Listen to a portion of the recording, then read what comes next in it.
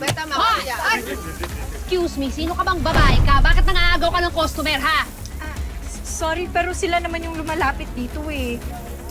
Eh, paano hindi lalapit tong mga manyakis na to? Bago tapos! Eh, halos ibenta mo na yung ano mo. Oy, ang ano mo? Hoy, Esther, pag-inggit, pikit, ha?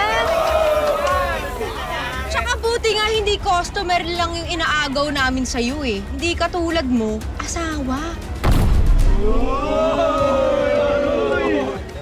Alam mo ikaw, Ano? hindi pa tayo tapos, ha?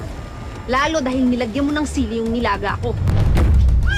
Oh, buti nga. Pwes, tatapusin ko na yung pagdarakdak mo. Dahil yung bibig mo naman, papasang ko ng sili! Ano? Ano naman yung kaibigan?